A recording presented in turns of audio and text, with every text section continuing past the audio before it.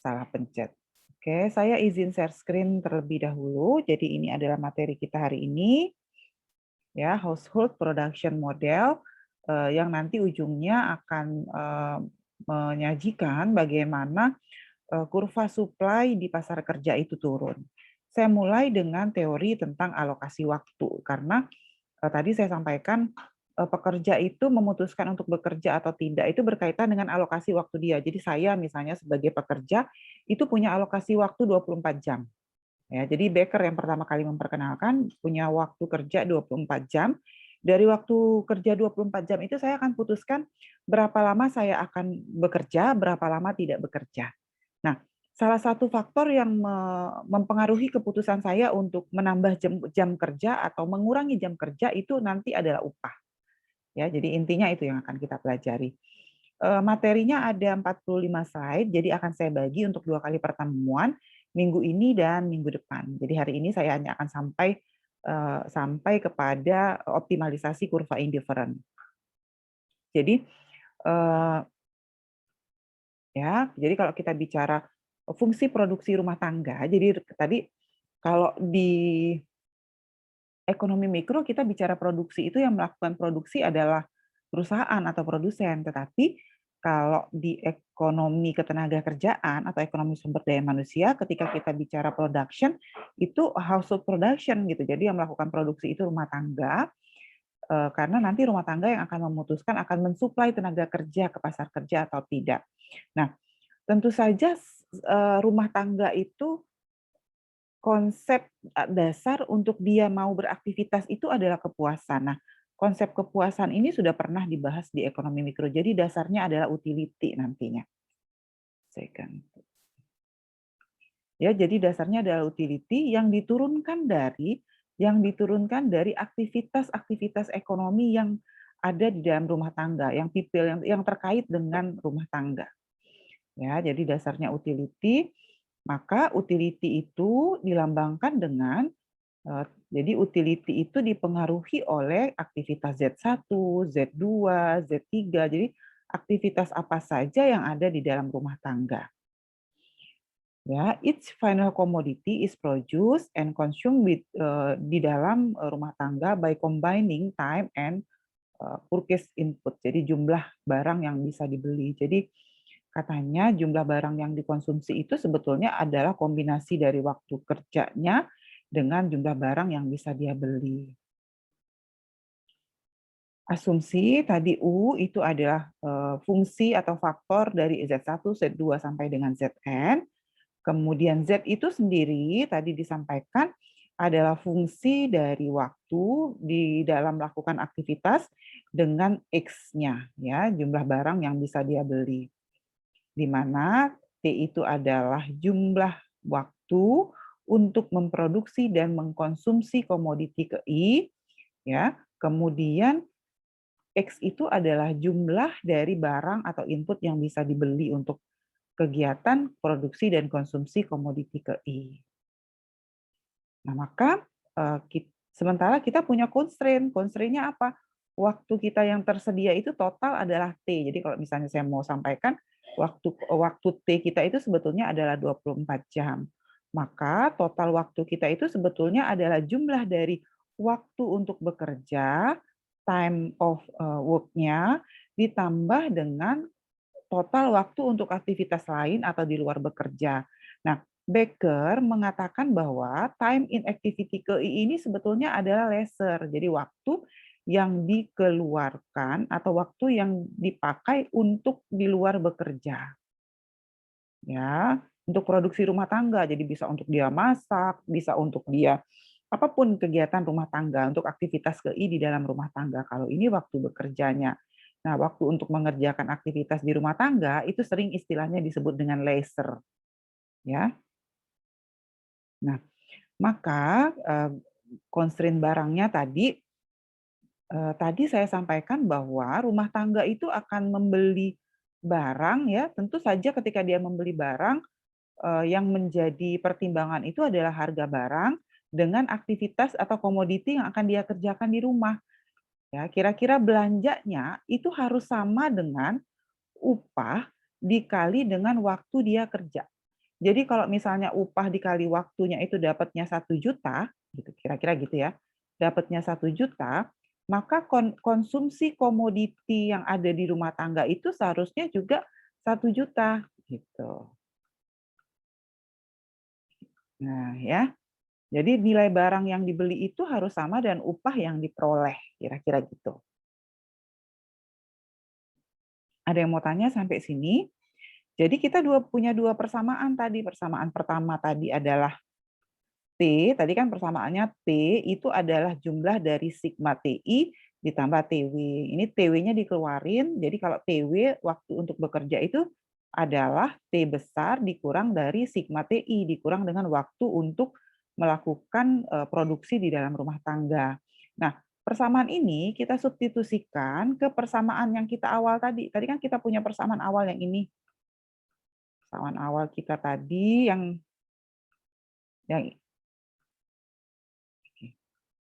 Nah, ini persamaan ini ya, kita punya, kemudian kita punya persamaan yang ini tadi. Kita substitusi TW-nya ya. Jadi TW-nya itu tadi kan di sini TW nih, di sini kan W dikali dengan TW. Nah, maka TW-nya kita masukin sini. Dia berubah menjadi T dikurang dengan sigma TI. Kalau kita substitusi, nanti kita akan dapat persamaannya itu menjadi seperti ini bentuknya. Nanti WT berarti upah dia bekerja dikali total waktu itu harus sama dengan sigma dari harga, ya, harga barang dikali dengan jumlah barang ditambah dengan upah dikali dengan aktivitas dia di dalam rumah. Maka dia ada istilah opportunity cost. Ini saya turunin tadi ya. Nah, jadi ini adalah hasil penurunannya. Ini persamaan pertama kita tadi. Ya, maka kalau kita keluarin TW-nya tadi dia jadi T dikurang sigma TI. Kemudian tadi kita substitusi kan sigma PXI sama dengan W dikali TW. TW-nya diganti dengan yang ini. Jadi yang ini masuk ke sini. Ya, maka sigma PXI sama dengan W kali T itu adalah WT, W dikali sigma TI adalah sigma TI dikali WI. Ya, kemudian yang ini kita pindahin ke kiri sini. Maka sigma, jadi yang ini pindah ke sini, makanya dia pindahnya jadi pindah ke sini. Sigma PI min sigma WT sigma W TI sama dengan WT. Maka WT-nya itu adalah sigma dari, kita keluarin aja sigma-sigmanya, sigma dari PXI dikurang WTI. Nah, di sini ada dua opportunity cost. Yang pertama ini adalah opportunity cost dari barang yang bisa dia beli. Yang kedua ini adalah opportunity cost dari waktu. Maksudnya apa?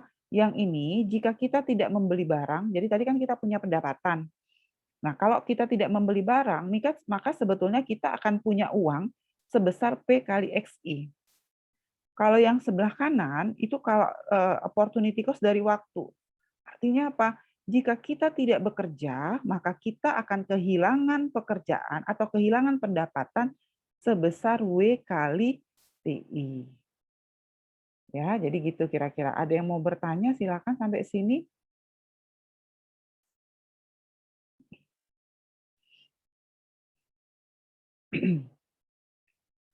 Oke, ini dari sini pindah ke sini, ini jadi plus ya jadinya harusnya ya. Ini kan dari sini negatif. Pindah ke sini jadi plus. Oke. Nah, lalu tadi yang sebelah kanan, saya ulang ya. Nah, yang ini kan WT sama dengan sigma PXI plus WTI. Yang sebelah kanan ini kita tulis kembali, ya, diekspres kembali WT sama dengan sigma FC. FC itu apa? FC itu yang tadi jumlah dari PXI ditambah dengan WXTI.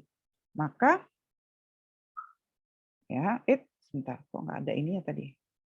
Ya, jadi yang EC ini FC tadi adalah jumlah dari PXI ditambah WT. Nah, aplikasinya, individu, biasanya dengan kondisi opportunity cost dua macam tadi akan meminimumkan full cost dari mengkonsumsi barang. Jadi bagaimana cara dia meminimumkan biaya? Caranya adalah itu terlihat dari tumbuhnya banyak fast food industri yang harga komoditinya menjadi lebih murah sehingga orang lebih memilih untuk membeli daripada memproduksi sendiri. Jadi itu cara untuk meminimumkan fungsi dari konsumsi. Tadi kan dia ada opportunity cost dari konsumsi. Jadi kalau dia tidak mengeluarkan untuk konsumsi, dia akan saving dapat opportunity cost seharga konsumsinya.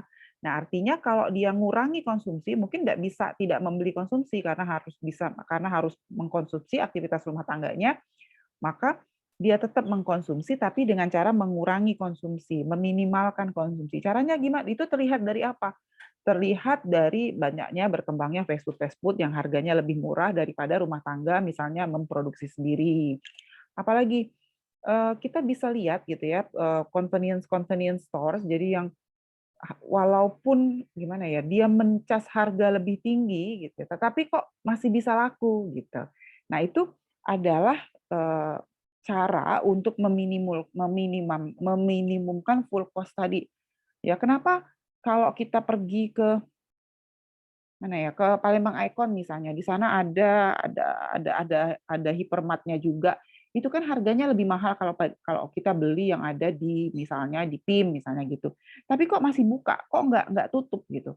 Kenapa? Karena yang di opportunity cost, kalau yang pertama ini yang di opportunity cost-nya adalah barang, kalau yang di bawah ini yang di opportunity cost itu adalah waktu. Jadi kalau dia belanja di convenience store, itu cenderung lebih cepat, lebih nyaman, nggak makan waktu dibandingkan kalau dia belanjanya di grocery store.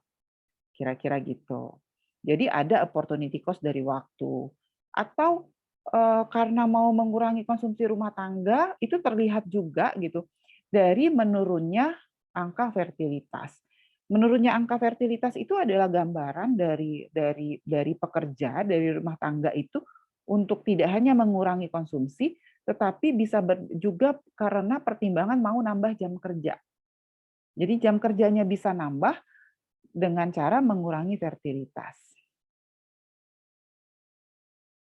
Nah, ini adalah tadi saya sampaikan bahwa ketika kita bicara konsumen, maka dari sisi konsumsi barang, kalau di pasar barang, konsumen itu kepuasannya dilihat dari kurva indifferent. Nah, sama ketika di pasar tenaga kerja, kepuasan konsumen itu juga dilihat dari kurva indifferent. Apa bedanya? Ya, kalau di pasar barang, kurva indifference-nya itu adalah kombinasi antar barang. Jadi barang X1 yang bisa dia beli dengan barang X2. Tetapi kalau di pasar tenaga kerja, ya, indifference curve-nya itu adalah kaitan antara work jumlah jam kerja dan leisure dengan yang menghasilkan jumlah kepuasan yang sama. Jadi yang di bawah ini adalah jam waktu, yang di atas ini adalah pendapatan yang bisa dia pakai. Jadi di sini sebetulnya adalah PX P dikali XI tadi. Aduh, kepanjangan. P dikali XI. Di sini adalah total T-nya tadi. T-nya tadi kan ada 2 ya, ada TI, ada TW. Nah, TW-nya 40 jam, jadi sampai sini tuh 40 jam. Ya. Kalau dia makin ke sini, misalnya saya taruh di sini gitu, berarti ini leisure-nya, ini total leisure, maka ini total jam kerja. Kira-kira gitu. Karena ke sini itu leisure, ke sini bekerja. Jadi kalau misalnya dari 0, terus kita tarik ke sini, nanti optimalnya misalnya ada di sini gitu ya, misalnya ya, di sini, maka saya tarik, oh ternyata, nah dari sini ke sini itu leisure, dari sini ke sini itulah jam kerjanya. Dari sini berapa barang yang bisa dia beli dengan leisure sebesar ini, dengan waktu aktivitas di rumah tangga sebesar ini, dia bisa membeli barang PX itu P kali X-nya itu di sini. Bisa ikutin nggak sampai sini kira-kira? Jadi kalau analoginya agak lebih rumit dipahami dibanding dengan pasar barang, karena di sini kita membandingkan antara waktu, ya waktunya tuh nanti ada dua, waktu untuk bekerja sama waktu untuk leisure. Leisure itu artinya waktu yang dia habiskan untuk memproduksi komoditi tertentu di dalam rumah tangga. Sementara yang atas ini adalah eh, jumlah barang yang bisa dia konsumsi. Jadi nilai barang yang bisa dia konsumsi. Jadi harga dikali dengan unit barang yang dia konsumsi di dalam rumah tangga. PX ini kan sama dengan tadi W dikali TW kan? Sama dengan pendapatan dia yang bekerja. Yang bekerja tadi yang di sini. Nah, TW-nya tuh yang ini. Jadi ini TI, ini TW.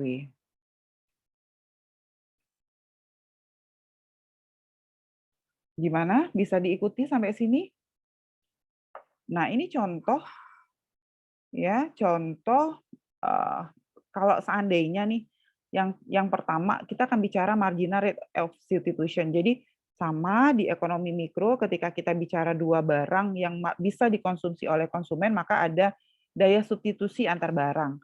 Berapa sih daya substitusinya tuh bisa kita hitung marginal rate of substitution-nya. Nah, sama di pasar tenaga kerja atau pasar di ekonomi sumber daya manusia juga kita bisa hitung substitusinya. Jadi kalau ini adalah laser, gambarannya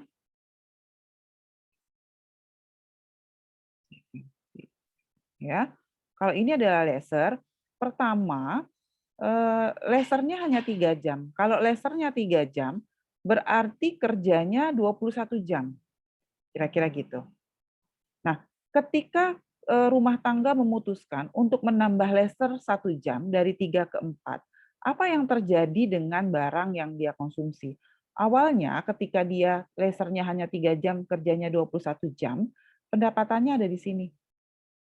Tetapi kemudian dia menambah laser 1 jam, maka barang yang bisa dia beli, ya, barang yang dia bisa beli itu kan sebetulnya gambaran dari W dikali TW ya, gambaran pendapatan yang dia peroleh dari bekerja. Pendapatannya di sini, barang yang bisa dia beli itu cuma segini, artinya turun sebesar 4. Seseorang harus menyerahkan 4 unit dari income dia untuk mengkompensasi satu tambahan laser. Jadi nambah waktu luang di dalam rumah tangga 1 jam, itu harus mengorbankan 4 unit kira-kira pendapatan yang bisa diperoleh dari bekerja. Kemudian ketika kerjanya 8 jam, terus dia mau nambah laser jadi 9 jam, dia harus mengurangi income-nya sebesar 1 jam. Sebesar 1 unit, kira-kira gitu. Bisa nggak ditangkap sampai sini? Ada yang mau tanya nggak kira-kira? Silahkan. Ada yang ingin bertanya? Jadi, ya silakan ada yang mengaktifkan speaker. Febri? Mungkin bisa diulang, Bu. Masih Oke. connect. Masih belum connect ya? Oke, boleh saya ulang. Jadi gini, kalau di dalam saya balik ke sini ini memang agak rumit memahaminya karena dia kita nggak kebayang gitu ya. Kan kalau kita di rumah tangga itu kita punya total waktu nih, total waktu kita tuh 24 jam. Waktu kita itu dipakai untuk bekerja TW ya. Berarti kita kerjanya di luar dengan TI. TI itu apa? TI itu waktu yang kita habiskan untuk aktivitas di dalam rumah tangga. Bisa ikutin? Nah, sebetulnya waktu yang kita habiskan di rumah tangga itu artinya kita akan memproduksi komoditi atau kita mau beli komoditi. Jadi di sini nih sebetulnya ya, jadi kita tuh membeli barang seharga P, barangnya sejumlah X1 dengan TI itu. Jadi TI itu sebetulnya gambaran dari kemampuan kita untuk membeli barang, untuk menghasilkan komoditi XI dengan harga P. Nah, persoalannya adalah kita itu baru bisa beli barang seharga P dikali XI itu kalau kita dapat W dikali dengan TW, T kecil ya, TW. W itu upah kita bekerja dikali jam kerjanya. sama dengan belanja kita di rumah tangga. Sampai sini bisa dipahami nggak? Bisa dipahami nggak, Nyayu? Bisa? Bisa diikuti nggak kira-kira? Yusni, bisa ikutin, Mbak? Bisa, Bu. Nah, sekarang saya bicara tentang waktunya tadi. Totalnya kan 24 jam. Kalau kita bicara pasar barang, ya, konsepnya juga sama dari sisi konsumen. Kita bicaranya kurva indifference. Jadi dilihat dari kepuasan. Kepuasan itu digambarkan oleh kurva indifference. Kalau pasar barang, kurva indifference itu menunjukkan hubungan antara barang X1 dengan barang X2. Gitu. Nah, ya. Ini lebih mudah kita membayangkannya. Maka kalau di sini berarti kita lebih banyak konsumsi barang X2 daripada X1. Tapi kalau titik yang ini kita lebih banyak konsumsi barang X1 daripada barang X2. Nah, kalau di pasar tenaga kerja ininya tuh time, bukan X, di sini time. Waktu total yang 24 jam tadi. Yang ini itu sebetulnya adalah aktivitas yang kita di rumah tangga tadi. Jadi karena ini adalah time, ini adalah aktivitas rumah tangga. Nah, aktivitas rumah tangga kita tadi kan sebetulnya ditunjukkan oleh TI tadi kan ya, jumlah TI-nya ya. Tapi TI itu kan sudah ada di sini nih. Jadi di sini yang ini itu sebetulnya adalah jumlah barang yang kita beli untuk rumah tangga dikali dengan harga barang. XI kali PI-nya. Nah, XI kali PI ini, ya, XI kali PI ini kan kita peroleh, sebetulnya kita bisa belanja barang XI seharga PI itu setelah kita bekerja dan dapat upah sebesar W kali TW. Makanya XI dikali PI itu sebetulnya sama dengan pendapatan kita kan, W, upah per jam, dikali dengan jam kerja kita. Itu sama dengan income kita sebetulnya. Sama dengan income kita ini. Nyambung belum sampai sini? Jadi kita kerja itu kita akan dapat upah sebesar W dikali TW. W itu saya bekerjanya 2 jam. Upah per jamnya 10.000. Jadi 2 jam saya dapatnya 20.000. Nah, itulah TW saya, inilah W kali TW saya. 20.000 itulah yang akan saya pakai untuk membeli X1 kali PI. Gitu. Nah, persoalannya adalah di sini ada total waktu. Di sini adalah jumlah barang yang bisa kita beli. Kalau saya tarik, ya, totalnya 24 jam. Kalau saya tarik titik ini di sini,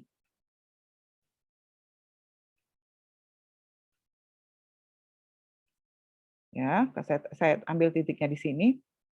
Nah, ini kan totalnya T besar. Maka ini adalah TI saya waktu saya laser di rumah tangga atau waktu luang saya, sisa kesininya ini adalah TW. TW saya. Jadi ini saya di rumah, ini saya kerja. Maka saya dapat pendapatannya, saya bisa belanja tuh segini. Kalau saya lasernya cuma segini, kerjanya banyak, lasernya dikit, saya pendapatannya di sini kira-kira. Pendapatan tadi gambaran dari jumlah barang yang bisa kita beli kan? Bisa ikutin nggak sampai sini? Kalau misalnya, aduh aku mau nambah laser aja, capek. Saya di sini. Apa yang terjadi? Laser saya tuh, kalau dia titiknya di sini, laser saya tuh segini. TI-nya tuh waktu di rumah tangga tuh nggak di rumah tangga, waktu mengurus rumah tangganya tuh di sini. Di sini TW saya sisanya. Apa maksudnya? Oh, artinya kalau saya lebih banyak di rumah tangga, maka jumlah barang yang bisa saya beli itu makin dikit. Jumlah barang yang saya bisa beli makin dikit itu kan sebetulnya gambaran dari turunnya income saya. Makanya ini bisa ditulis PXPI kali XI bisa juga ditulis income. Kira-kira sampai sini kebayang belum? Silakan, Pak Adi.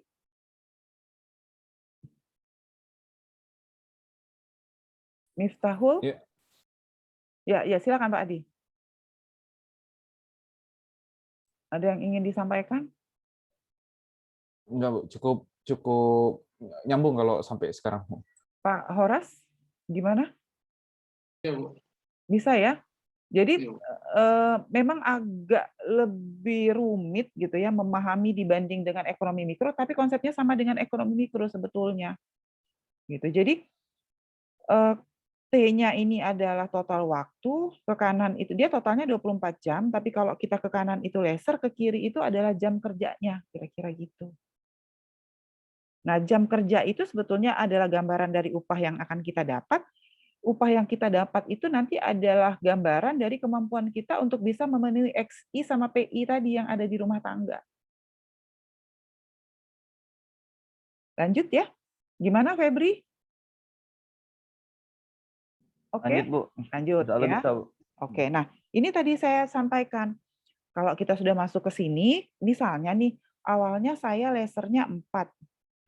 Awalnya saya lasernya 3. Kalau saya lasernya 3, kalau TI-nya 3, maka TW saya itu 21. Ya enggak? Ya kan? Karena totalnya 24 kan? Ya. Itu jadi kalau di titik ini tuh saya lasernya 3, berarti saya kerjanya 21 jam. Berapa banyak dengan bekerja 21 jam, berapa banyak sih barang yang untuk rumah tangga yang bisa saya beli? Segini nih. Kira-kira gitu. Bisa ikutin? Kalau kemudian saya aku mau nambah TI-nya yang di rumah tangga tuh nambah 1 jam lah, kok dikit banget di rumah tangga dari 1 jadi 4. Ya, saya nambah TI dari 1 jadi 4, berarti kan saya nambah 1 TI ya, ngurangi 1 TW gitu. Apa dampaknya terhadap barang yang bisa saya beli? Itu ternyata barang yang saya bisa beli itu turunnya sampai 4. Ini selisihnya ya, 4 itu maksudnya. Turunnya sampai 4. Jadi saya itu menambah 1 TI itu mengakibatkan saya harus mengkompensasi 4 unit income, kira-kira gitu. Kalau dalam perhitungan. Kalau saya nambah lagi sampai 9 gimana dari 3? Kalau saya nambah 3, berarti kalau saya 9, kira-kira gitu ya. Berarti 9 kurang 24, 16 saya kerjanya.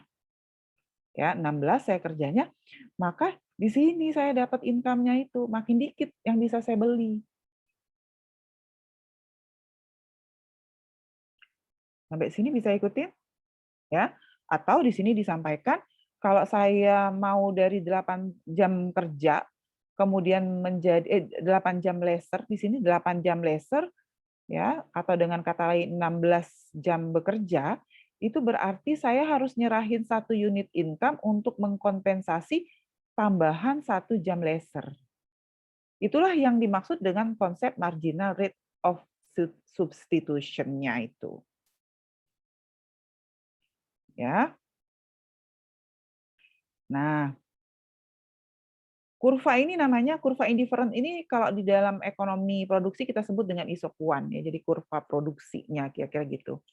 Kurva ini tadi sudah saya gambarkan menunjukkan jumlah barang ya tadi jadi ini penjelasannya aja tadi sudah disampaikan semua. Jadi kemungkinan kombinasi waktu dengan jumlah barang yang bisa kita beli setelah kita bekerja. Ya, kurvanya namanya kurva Z ya. Tadi sudah dibahas sebetulnya. Nah, kalau saya ada di titik A dengan saya ada di titik B ya. Maka kalau di sini saya lebih banyak laser daripada di titik B. Tapi yang dengan di titik B jam kerja saya lebih banyak, lasernya dikit, saya bisa beli barang lebih banyak. XI-nya lebih tinggi daripada kalau saya di A. Gitu ya, kira-kira. Jadi kalau di sini tuh diumpamakan awalnya kalau di titik A saya kalau di titik A itu saya banyak laser, akibatnya saya tuh beli barang itu barang-barang basic, saya belinya tepung, belinya sayur, belinya daging, saya masak sendiri gitu. Karena barang yang saya bisa beli sedikit. Karena saya banyaknya waktunya itu lebih banyak untuk laser, untuk TI, untuk di rumah tangga. Nah, kalau di titik B itu apa yang terjadi? Di sini disampaikan, oh kalau di titik B itu saya sudah mulai karena saya sudah mulai banyak sibuk kerja di titik B, maka saya sudah mulai beli barang-barang yang frozen, kemudian barang-barang yang sudah diproses setengah masak gitu. Tapi jadi akhirnya konsumsi saya jadi naik gitu karena waktu kerja saya juga sudah di rumahnya udah makin sedikit. Nah, kalau nanti naik lagi ke C, wah saya sudah beli barang-barang jadi di sini more purchase ingredient when producing and consumer meal at point C. Jadi saya sudah beli semua barang-barang itu gitu. Jadi nggak lagi punya waktu untuk memasak sendiri. This may involve meals consumed di restoran atau kita pesen makanan dari rumah ke restoran, kira-kira gitu. Jadi awalnya di sini masak sendiri, di sini beli barang setengah masak, di sini sudah beli barang masak akhirnya. Gitu. Jadi konsumsi barang yang dibeli itu jadi naik karena saya mengurangi jam kerja. Nah, tapi satu yang perlu diingat, di sepanjang kurva isokuan atau kurva indifferent ini tingkat kepuasannya sama. Jadi mau di C, mau di B, mau di A itu kepuasan yang diperoleh konsumennya sama utility-nya. Kan konsep di dalam mikro begitu. Di sepanjang kurva indifferent itu tingkat kepuasannya sama, tetapi kalau nanti di sini ada misalnya pendapatan konsumennya naik, kurva indifferent-nya naik ke sini, maka dia kepuasan yang atas ini yang biru lebih tinggi daripada yang merah. Nah, ini ya kalau yang D, kalau misalnya karena ada dapat promosi jabatan lalu pendapatannya naik, maka akhirnya yang D itu kepuasannya lebih tinggi daripada ABC. Ya, jadi poin titik yang terletak di isokuan yang lebih tinggi correspondent to the production of higher level of Z. Jadi kepuasannya lebih tinggi. Nah, kalau di ekonomi mikro tadi kita punya kurva indifferent. Kurva indifferent itu menunjukkan tingkat kepuasan kita. Nah, dalam ekonomi mikro itu kita sering ditanya, kepuasan maksimumnya ada di mana? Kalau bicara kurva indifferent, masih ingat nggak? Kalau ditanya kepuasan maksimumnya ada di mana, maka selain kurva indifferent, kita perlu kurva apa lagi? Masih ingat nggak coba? Miftahul Jannah, coba masih ingat nggak? Kalau di ekonomi mikro itu ada kurva indifferent. Untuk tahu kepuasan maksimumnya itu di mana, maka ada faktor lain yang mempengaruhi. Apa coba? Ingat nggak di ekonomi mikro? Garis apa? Kalau di ekonomi mikro itu kita sering sebut. Febri ingat nggak? Nyayu? Garis anggaran ya, Bu. Garis anggaran, betul ya. Jadi kalau di mikro, kalau ini adalah barang X1, barang X2 ya, maka untuk tahu ini kepuasan, sepanjang ini kepuasannya sama. Tapi kita pengen tahu kepuasan maksimumnya ada di mana. Kepuasan maksimum ada di mana itu ditentukan oleh garis anggaran. Nah, anggaplah mepet ya ini ya. Nah, di sini nah. Itulah titik kepuasan maksimumnya ketika kurva indifferent sama garis anggarannya itu bersinggungan. Nah, sama dengan kondisi ekonomi mikro ini, ketika kita membahas suplai tenaga kerja, kita juga perlu garis anggaran. Makanya dia disebut dengan bukan garis anggaran, tetapi isokos, kurva biayanya. Ya, jadi tadi kita kan punya persamaan, masih ingat ya, semoga tadi bahwa FCI, maaf, saya hapus dulu biar tidak berantakan. Oke. Nah, ya, maka tadi kan kita punya persamaan ya di awal bahwa FC itu adalah jumlah dari PXI ditambah dengan WTI. Ya, jadi ini menggambarkan opportunity cost dari aktivitas di rumah tangga, ini menggambarkan opportunity cost dari aktivitas kita bekerja. Maka kita keluarin PXI-nya itu sama dengan PCI, yang ini PCI dikurang WTI, maka XI adalah PCI dikurang W dikali TI dibagi P, maka XI itu adalah FCI dibagi P dikurang W kali P per TI. Nah, ini adalah slope dari kurva isokosnya. Jadi, yang ini kurva isokos itu digambar dari fungsi FC sama dengan PXI dikali WTI. PXI itu nanti menentukan titik potong dengan sumbu XI, dan WTI itu nanti akan menentukan titik potong dengan TI-nya tadi. Gitu. Jadi ini slope-nya min W per PI negatif. Kenapa negatif? Karena ini sudutnya negatif nih. Kalau positif kan sudutnya kayak gini kalau kurva positif. Kalau ini negatif.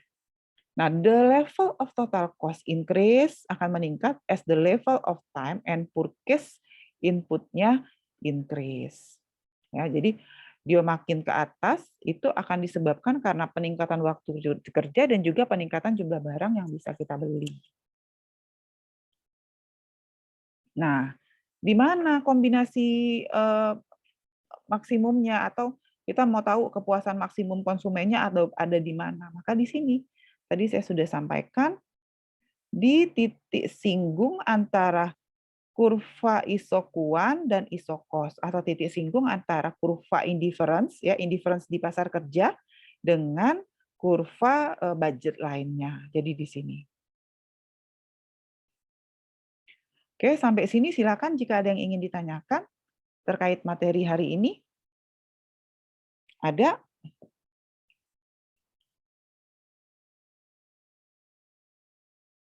Silakan jika ada yang ingin ditanyakan terkait materi hari ini, bisa dipahami ya. Nanti saya akan upload kuis, tapi kuisnya dalam bentuk soal, jadi tidak dalam bentuk assignment ya, jadi assignment. Nanti akan saya kabari kalau sudah saya upload. Nanti terakhir uploadnya sebelum kuliah minggu depan, berarti gitu. Karena nanti mungkin ada sekitar 5 soal yang mesti dikerjakan dan diupload di e-learning. Jadi nanti ditulis saja atau boleh ditulis tangan, boleh diketik, dokumennya diupload ke e-learning seperti itu. Ya. Silakan jika ada yang ingin ditanyakan untuk materi hari ini.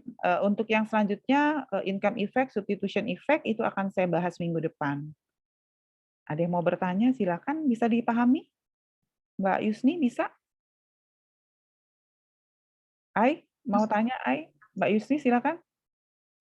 Izin Bu, untuk Ya. mundur sedikit tadi yang 24 jam tadi Bu ya. Ya, betul. Berarti itu maksudnya dihitung satu hari kerja itu 24 jam Bu ya. Jadi jam istirahat kita misalnya kita tidur 8 jam itu tidak diperhitungkan. Oke.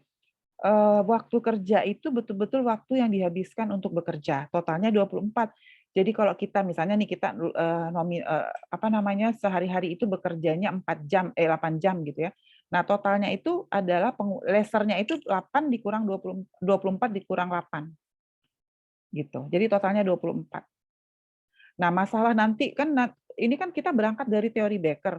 Becker hanya membagi waktu kerja itu menjadi 2, leisure ya, leisure dengan work gitu.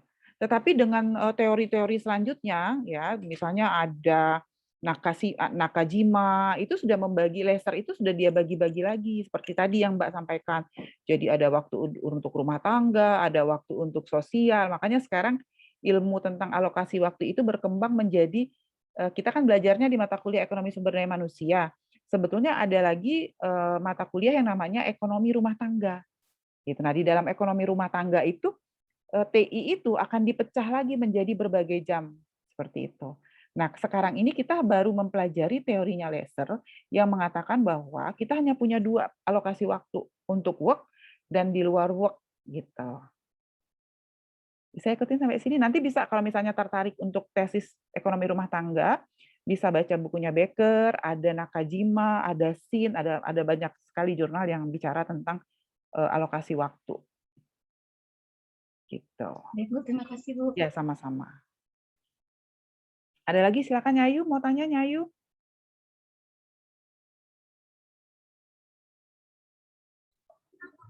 Belum Bu. Belum. Ini Bisa? lagi pahami. Makasih. Oke, tapi bisa diikuti Iya. Nyayu? Bisa Ya, mengikuti? insyaallah, Bu. Bisa ya? Oke. Iya, ini lagi paham. Ya, ya. Ya, silakan. Berarti kalau misalnya yang pembahasan tadi Kasih Bu. Ya. Silakan Febri. alokasi yang menggunakan leisure dengan waktu bekerja itu kan itu dari buku apa Bu? Dari Becker. Dari Becker. Kalau misalnya seperti yang Ibu bilang ada dibagi waktu itu, apakah kira-kira yang buku Becker tuh bisa tetap bisa dilakukan misalnya untuk ke tesis untuk sekarang gitu Bu? Maksudnya itu kan Becker itu kan mungkin yang sudah lampau, Bu, yang sudah jauh-jauh. Kalau yang terbarunya kira-kira apa, Bu? Untuk pembagian waktunya. Oke. Jadi kalau yang terbaru dari SIN tahun 86 ya, tahun 86 SIN itu udah membagi waktu itu menjadi ada waktu yang TI ya. Kalau yang waktu kerja kan kita ganggu lagi. TI itu ada waktu untuk pribadi, waktu untuk sosial. Jadi udah bisa dibagi-bagi lagi gitu. Nah, kenapa kita membahasnya Becker? Karena hampir semua buku ekonomi sumber daya manusia merujuk teori supply itu lahir dari teorinya Becker. Jadi kita nih sekarang nanti mau menurunkan kurva supply. Nah, kurva supply itu nanti akan turun dari teorinya Becker gitu. Makanya kita masuknya ke Becker. Tapi kalau misalnya mau khusus belajar tentang ekonomi rumah tangga, itu banyak teori-teori ekonomi rumah tangga. Gitu. Bisa ikutin sampai sini? Ya, jadi menarik, apalagi kalau untuk di Indonesia itu mempelajari teori ekonomi rumah tangga itu menarik karena petani-petani kita itu dalam tanda kutip spesifik dan spesial gitu kadang-kadang perilakunya, terutama terkait dengan bonding sosial. Nah, itu kalau orang Indonesia itu yang kadang-kadang membuat kalau jurnal itu sering banyak diterima itu karena ada apa ya? Karakteristik spesifik dari orang Indonesia yang kadang-kadang orang luar ingin tahu gitu. Salah satunya adalah bagaimana mereka mengelola TI itu. Ya, oke. Ada lagi silakan. Nanti saya share ya jurnal-jurnal terbarunya kalau enggak. Ada lagi silakan. Izin, Bu. Ya, silakan Pak. Jadi ada sedikit yang belum saya pahami tadi waktu Ibu menyampaikan tentang kurva marginal rate substitution tadi, Bu. Iya. Tadi menurut teori Becker mungkin ya, Bu, penambahan 1 jam leisure jadi mengorbankan pendapatan sebanyak 4. Lalu apakah untuk penambahan kelipatan selanjutnya juga akan mengorbankan 4 juga begitu, Bu? Apakah ada cara menghitungnya atau bagaimana? Ya, oke, baik Pak. Tentu ada cara menghitungnya Pak. Jadi kalau tadi yang Pak Adi sampaikan, kalau dia mau 4 kemudian di sepanjang kurva 4 itu artinya kurvanya linier. Jadi kalau kita kurva indifference-nya tidak linier. Jadi kurva indifference ini tidak linier. Karena dia tidak linier, maka di sepanjang kurva ini daya substitusinya akan berbeda. Tapi tingkat kepuasannya sama. Tetapi kalau misalnya kurva indifference-nya linier, seperti ini, linier kurva indifference-nya, maka di sepanjang kurva ini, kalau matematika itu slope-nya sama. Kalau dia slope-nya sama, berarti daya substitusinya sama. Tadi slope itu kan sebetulnya adalah, slope-nya tadi kan adalah upah dengan harga barang yang bisa dia beli. Kalau kita bicara tentang slope-nya. Jadi karena kurvanya bentuknya non-linear, maka tentu saja di sepanjang kurva ini slope-nya berbeda. Nah, karena slope-nya berbeda, maka daya substitusi di sepanjang kurva itu akan berbeda. Tidak sama, tetapi kepuasannya sama, utility-nya sama. Gitu. Beda dengan kalau kurvanya linear. Kalau kurva linear itu daya substitusinya di sepanjang kurva sama. Gitu Pak, yang bisa saya sampaikan. Ada lagi? Silakan. Jadi bisa nggak kalau misalnya pertanyaannya bisa nggak kalau misalnya di sepanjang kurva itu daya substitusinya sama? Bisa, tapi kurvanya harus linear gitu. Kalau kurvanya non linear, daya substitusinya akan berbeda di setiap titik tentu. Karena slope kurvanya saja sudah berbeda.